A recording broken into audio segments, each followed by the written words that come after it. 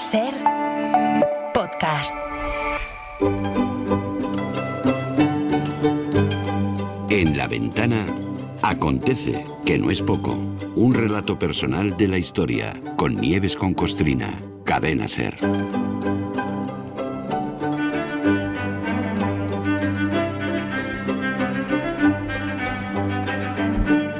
En La Ventana no nos cansamos de hablar, de denunciar toda esta epidemia de desinformación, de negacionistas, de los que propagan bulos y fabrican su verdad alternativa, que dice Trump, ¿no? Sus mentiras sobre lo que está pasando y lo que ha pasado en nuestro país. Y de todas estas mentiras se confrontan pues, con la educación, con cultura, con condiciones dignas para nuestros profesores. Nieves con Costrina, buenas tardes. Qué bien dicho. Hola, buenas tardes, Marta. Sí, es cierto, cuánta razón. Es que es así. Y de educación y de la defensa de una educación libre y laica y de dignidad va el acontece de hoy, ¿no? Así es, sí. Fíjate. Mira, el poeta Antonio Machado dijo del personaje del que vamos a ocuparnos, de Francisco Giner de los Ríos, que era un hombre incapaz de mentir e incapaz de callar la verdad. Toda la España viva, joven y fecunda acabó por agruparse en torno al imán invisible de aquel alma tan fuerte y tan pura. Una frase preciosa. Bueno, Machado escribió esto tras la muerte, el 18 de febrero de 1915, del hombre que revolucionó la pedagogía, que luchó por dignificar la figura del maestro, que se empeñó sin descanso en el acceso de todo el mundo a la cultura y a la educación libre y de calidad. El hombre que inspiró, como dijo alguien, el laboratorio creativo donde se forjó la generación del 27, que fue la residencia de estudiantes. Exactamente, la residencia de estudiantes, y fue ahí en la residencia donde se materializó el más maravilloso proyecto pedagógico que ha tenido este país, que fue la Institución Libre de Enseñanza. Proyecto que la derecha española, la de este país, y su brazo armado, la secta católica y sus clientes, se encargaron de asfixiar y matar, porque para ellos unir las palabras libre y enseñanza es absolutamente inadmisible. Claro. Aunque pudiera dar la impresión de que los 4 asuntos de esta semana son independientes entre sí, al final ha resultado que sí que están conectados. Pues sí, ha sido casi sin querer, ¿eh? Se han conectado, pero ha sido sin querer. Hay una estrecha relación entre los temas que han surgido. El lunes hablamos de las últimas elecciones libres de la República, cuyos resultados no gustaron a la derecha y por eso dieron un golpe de Estado. Uno de los principales objetivos de aquella república fue la reforma de la enseñanza para hacerla laica, humanista y científica, y por eso los primeros perseguidos y asesinados fueron los maestros. El martes hablábamos del Instituto de Secundaria de Paterna, en Valencia, que va a estar todo este año recordando al hombre que da nombre a su centro, al doctor Peset Aleixandre, un científico progresista que salvó miles de vidas con sus campañas de vacunación y que fue fusilado y arrojado a una fosa común por la derecha golpista. Su delito, pues, fue ganar las elecciones en Valencia con el Frente Popular y ser republicano. Ayer recordábamos la muerte de Josefina Manresa, la viuda de Miguel Hernández, al que los curas y la derecha dejaron morir por ser escritor y republicano. La misma derecha que hoy gobierna el Ayuntamiento de Orihuela y donde la censora Fundación Miguel Hernández vive de utilizar el nombre del poeta, pero insulta la memoria del poeta. Y hoy hablamos de otro republicano y anticlerical, otro hombre preocupado por la cultura, la ciencia y la educación de este país, y al menos por buscar una buena noticia, que no la hay, pero por buscarla, se libró de ver cómo su sueño educativo se hacía pedazos, cómo la derecha daba un golpe contra el progreso de España, cómo se ordenaba el asesinato de maestros, cómo se fusilaba a científicos y cómo se dejaba morir a poetas. Ay, de los 4 muleros,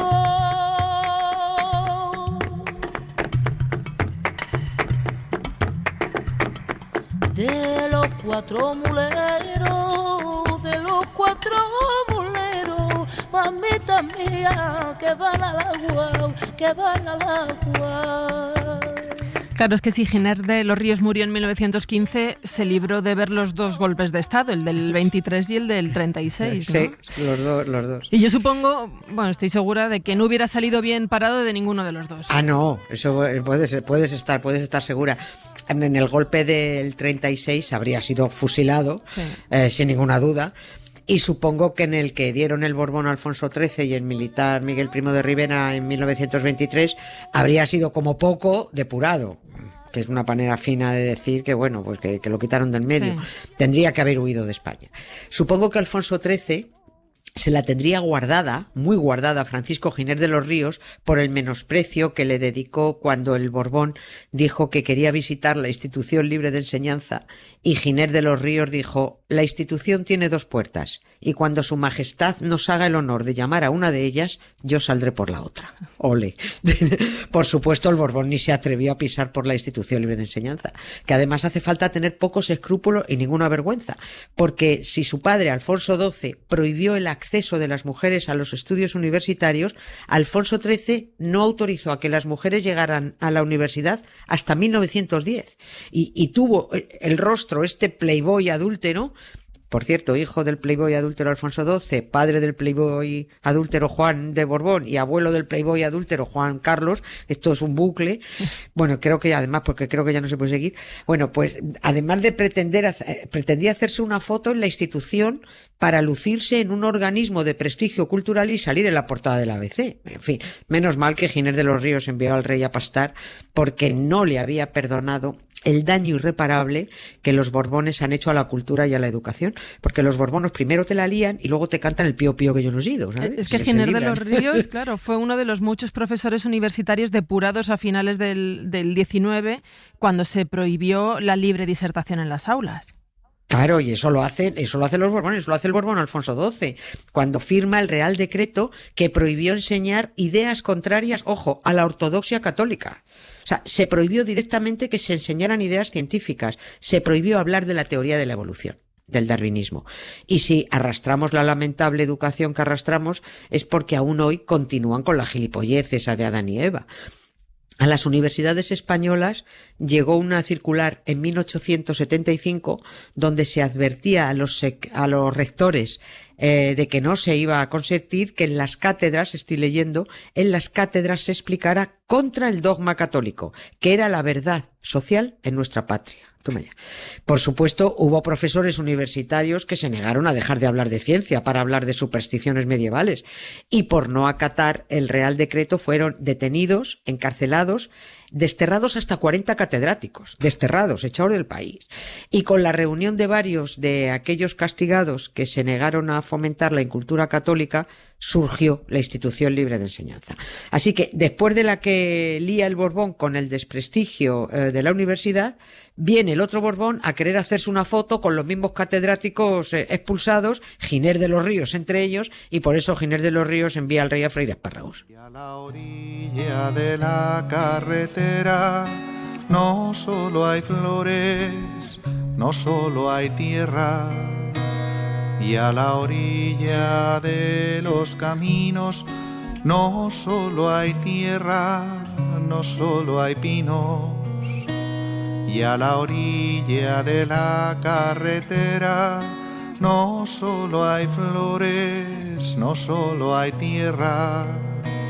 Y a la orilla de los caminos están los recuerdos, están mis vecinos. Nieves, vamos a recordar cuáles eran las bases de la Institución Libre de Enseñanza. Pues las bases se basaba en la filosofía krausista, que antes de ser filosofía fue un señor filósofo que se llamaba Kraus y que decía, simplificándolo mucho, que la ciencia y la educación tenían que ser autónomas, que bueno, que Dios estaba ahí para quien lo quisiera, pero que Dios también se fuera a pastar, porque, y esto lo digo yo, la religión solo es la ciénaga donde se ahoga el verdadero conocimiento. Giner de los Ríos apostó en su institución por una enseñanza liberal, moderna, abierta a las corrientes europeas y al margen totalmente de la religión, para poder transformar la sociedad, para formar a líderes vinculados solo al conocimiento. Así, cuando estas personas bien formadas, porque este plan educativo incluía a hombres y a mujeres, sí, cuando esas personas alcanzaran las altas instituciones del Estado, tendríamos a líderes trabajando en favor del progreso social y al margen de la religión, que es justo lo que frena todo progreso social. Bueno, el caso es que la Institución Libre de Enseñanza creció sola, con esfuerzos privados, comenzó a adquirir gran prestigio y es Giner de los Ríos precisamente el que impulsa por primera vez en este país un Ministerio de Educación. Antes no lo había, fue en 1900. Se llamaba Ministerio de Instrucción Pública y Bellas Artes y nunca la educación en este país había merecido un ministerio que se ocupara en cuerpo y alma a ella. Fíjate lo fundamental que es la educación y ni caso. Y después del ministerio se dio otro paso, siempre basado todo en los postulados de Giner de los Ríos, y fue la Junta para la Ampliación de Estudios e Investigaciones Científicas, presidida en aquel entonces por Santiago Ramón y Cajal. La Junta fue un órgano de tremendo prestigio internacional, de donde salieron grandes científicos y gentes de la cultura y por donde pasaron primeras figuras de todo el mundo invitadas, pues como Albert Einstein, como María Curie. ¿Y quién cortó el grifo y se cargó esta magnífica fuente de conocimiento? Pues el franquismo y su brazo armado de católicos que volvieron a abrir el pozo negro de la religión cuando proclamaron la majadería de que la ciencia tenía que ser católica. Y aquí es donde enlazamos con otro de los temas que tratamos esta semana. Con la creación del Consejo Superior de Investigaciones Científicas, ¿no? del CSIC, Claro. y que contabas que la dictadura puso en manos de este fanático católico y depurador de maestros. Sí, de Ibáñez Martín. Claro, Franco se carga esta junta, que era esta junta que el nombre lo dice todo, Junta para la Ampliación de Estudios e Investigaciones Científicas. Franco se la carga, la cierra y se inventa el vergonzoso CSIC, presidido por el que luego fue ministro de Educación, José Ibáñez Martín. Un franquista miserable que expulsó a maestros, colocó a familias enteras de falangistas con nula preparación docente en los colegios y cuyos apellidos, que también lo contamos, lucen todavía hoy con grandes letras en un par de centros educativos por Murcia. Qué raro. Bueno, pues será porque en esos centros educativos o bien defienden el espíritu franquista de Ibáñez Martín o porque ignoran dónde dan clase o quién eran, que la verdad no sé qué es peor. Ojo que también Ibáñez Martín tiene calle en Madrid, en el distrito de la Universidad Complutense, junto a su órgano de gobierno. Por eso la Universidad Complutense debe ser que nombró alumna ilustre a la franquista Isabel Díaz Ayuso, para que al menos fuera una alumna ilustre de la Complu la que se cargue la Complu. Así todo queda en casa. Es una universidad llena de grandes y vanguardistas iniciativas, la verdad. De esa junta que presidía Ramón y Cajal salieron grandes científicos con una beca que les permitió ampliar estudios universitarios por el mundo. Y uno de los becados fue el doctor Peset Aleixandre, del que también hablamos el martes y que da nombre al Instituto de Secundaria de Paterna. Del de Paterna, sí. Claro. Cuando la derecha, los militares y la Iglesia dieron el golpe de Estado, entre los primeros objetivos estuvo silenciar la ciencia, acabar con el pensamiento crítico, con los postulados de Giner de los Ríos, con la enseñanza mixta, con los viajes de universitarios al extranjero, con la institución libre de enseñanza. Nos devolvieron a la oscuridad e impusieron los dogmas de la secta católica, bueno, pues a sangre y fuego a partir de 1936. Y a los maestros, profesores, catedráticos y científicos que se resistían, los asesinaban. Y el que puso nombre a quienes había que asesinar, a los que había que deportar o a quienes había solo que despedir fue el presidente de la Comisión de Cultura y Enseñanza, el famosísimo José María Peman. Es que había que acabar cuanto antes con el proyecto de la República de reformar la enseñanza. Claro. Total, eso fue a por lo primero, fíjate que fue a partir del 36. Fueron sin piedad a por los maestros y a por los planes de estudios. El de la República es el único proyecto educativo serio y reformador que ha tenido este país, el único, porque los proyectos que vinieron con la transición y la supuesta democracia son una broma que nos gastó el PSOE. Fue un bromazo aquello. Eran proyectos farfollas con ministros y ministras farfollas. José María Peman ordenó a las comisiones depuradoras que se crearon mediante una circular emitida el 7 de diciembre de 1936 que se identificara a los maestros de la República porque son, abro comillas, los hijos espirituales de catedráticos y profesores que, a través de instituciones como la llamada libre de enseñanza, forjaron generaciones incrédulas y anárquicas. Cierro las comillas.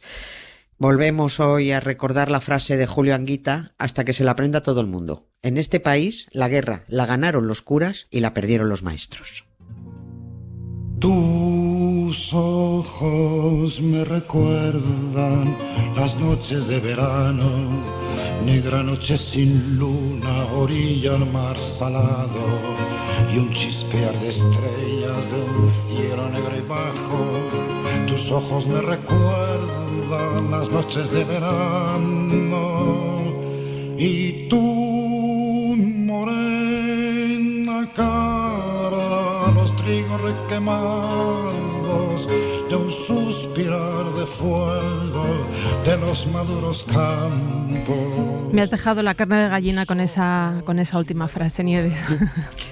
Una gran frase de Julio Anguita. Julio Anguita. Te mando un beso, Nieves, gracias. Otro para ti, Marta. Muchas gracias a ti. Chao. Para no perderte ningún episodio, síguenos en la aplicación o la web de la SER, Podium Podcast o tu plataforma de audio favorita.